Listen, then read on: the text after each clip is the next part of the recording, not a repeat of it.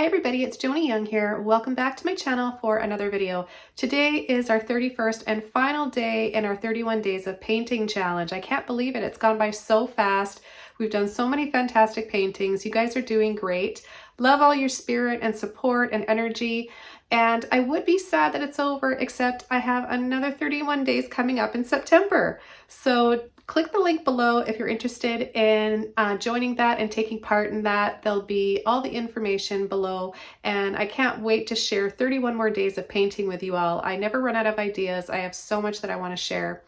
Today I'm going to be showing you how to paint a simple painting using black and white first, and then I'm going to show you how you can glaze over with another color. I'm going to be using crimson red today. And red is a great color. It's vibrant, it's full of energy, and let's just jump in and get started. For today's painting, I'm going to be using a 20 flat brush, a 1-inch mop brush, a number 3 round, and a 9x12 canvas. The colors I'm using are titanium white, crimson red, and Mars black. We're going to begin the painting in black and white, and I'm going to wet my canvas with some water here. And then I'm going to spread that evenly over the canvas so there's no drips and it's evenly coated. You just want it to be a little damp to the touch.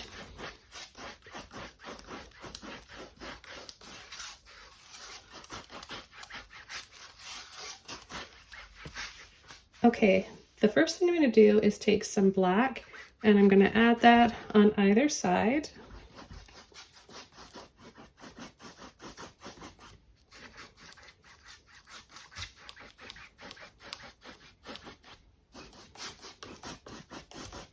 You might remember this step from our black and white painting we did a few videos back in this month.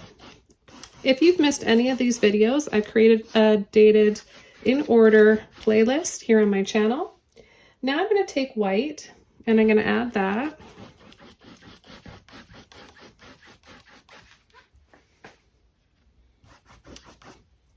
Just going to start adding that over here on top of part of the black.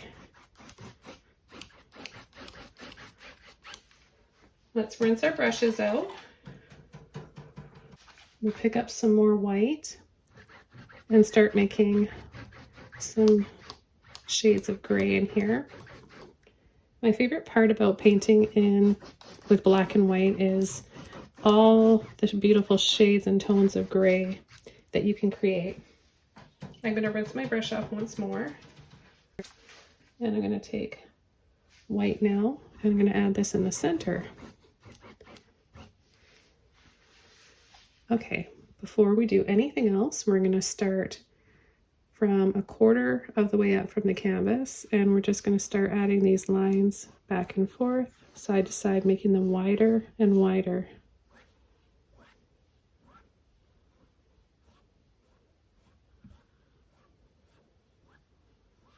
Now, if you wanted it to look like stairs, you would pull your lines like this with the brush flat, using the full width. That would look more like stairs, but I want this to look more like a path, so I'm just going to use my brush this way to create little lines instead. Okay, so it gets smaller and smaller and then disappears. Now I'm going to rinse my brush out. I'm going to take my mop brush, it's dry and clean, and I'm going to add some white, just tap into that white. And I'm going to start adding a few little taps for treetops. Tapping into that wet paint also gives me more shades of gray.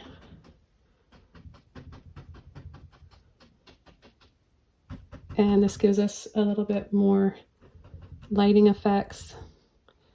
When the painting is all dry, I mean, it looks pretty like this too, but when we want to add the red, we're going to get so many different shades of red because of all these different tones of gray. Now, painting like this is technically called grayscale, or using 2 colors only is monochromatic, or also known as a limited palette. Now I'm going to take a little bit more white, and I'm just going to lightly pull down and then across again, just to add a little bit more light in the center here. We're going to take our round brush, and I'm going to take a little bit of black. We're going to start coming in and adding a tree trunk and branches.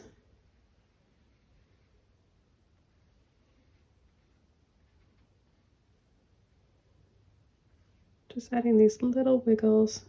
You can make your branches however you want. Thicker, thinner, more wiggly if you want. But see how it's still wet paint underneath, so we're picking that up and making those different shades of gray. Adding a little twist and pull and wiggle along when you're pulling that brush around can help give you a little bit more character to your branches and your trees.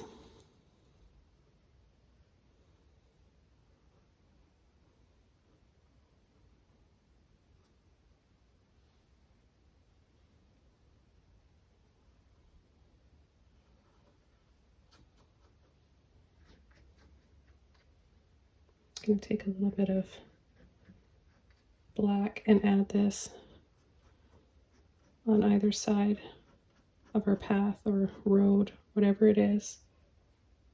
Could be a lake if you wanted, maybe that's a waterfall. That's what we did with our, remember with our black and white one? That one was a lot of fun. That was by far one of my favorites this month of this challenge. I really enjoyed that one. The simplicity of black and white is nice. Okay, I'll take a little bit more black.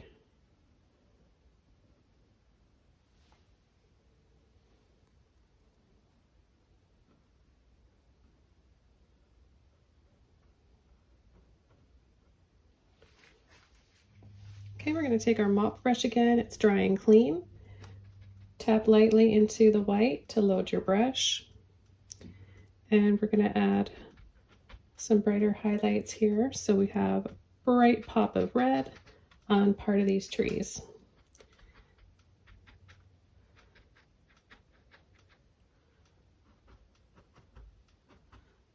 So I'm just tapping over part of those treetops. I'm going to even go over part of the branches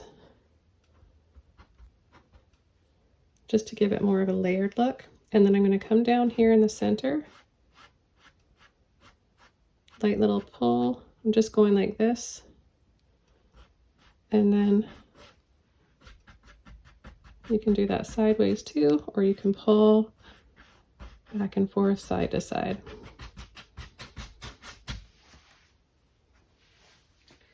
All right, we're going to dry this off for a final time. Okay, now we are ready to apply our glaze. Now, there's a few different ways to glaze a painting. You can get a glazing medium. However, I just use a little bit of water or a dry brush, damp dry brush. This one is just a little bit damp from rinsing it out. And I'm going to just pull in using my flat brush here. I'm going to pull into my red. And I'm going to start on the side here, and I'm just going to kind of just feather back and forth over those trees. Now I'm going to just add a little bit more water to my brush, just a little bit. See how it's not dripping? The water just helps to thin it out. And we're going to keep going here. You can add as much as you want.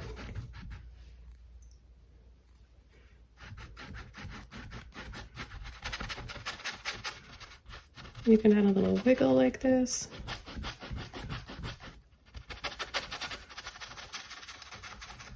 Just wiggling that brush around.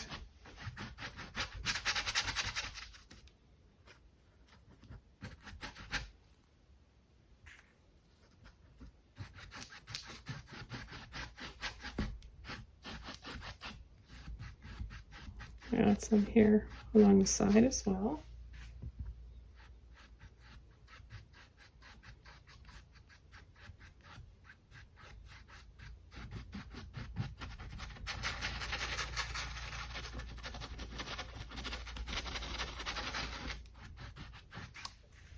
And then as we get in here to the center here of the light, I'm just going to soften, soften, soften.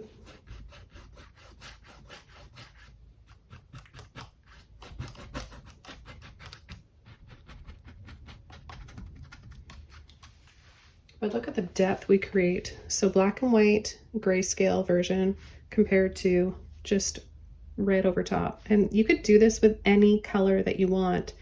The more transparent, the better though, because when it's transparent, it allows all those grayscale shades to show through. If you're going to use a color or a paint that's opaque, and opaque means the opposite of transparent, it's more of a solid color, then you won't get the same effect. You can thin it out a little bit with water to make it more transparent, but it still you may not be left with the desired result.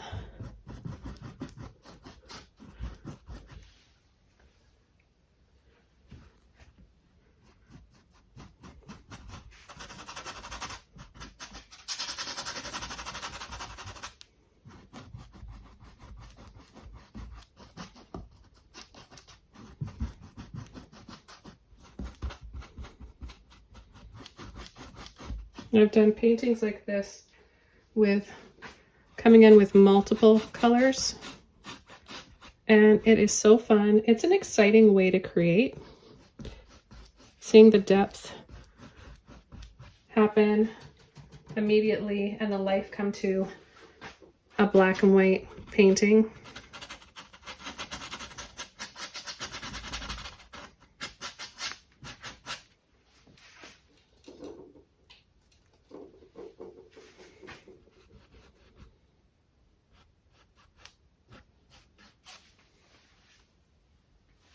I've got a lot of red here. I'm going to add some more where I want it to be really, really bright red once it dries.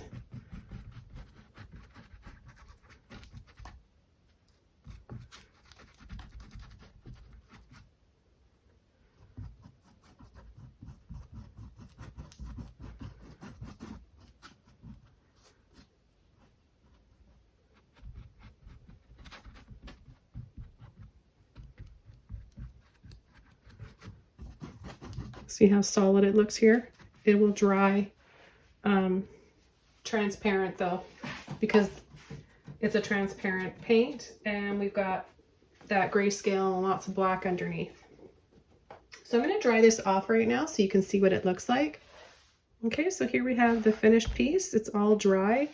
I absolutely love the brightness and the different shades of red we have here and this light in the center. I think it's simple. It's bold, it makes a statement, and it gives off some energy and some mood and just a wonderful vibration. Let me know what you guys think in the comments below.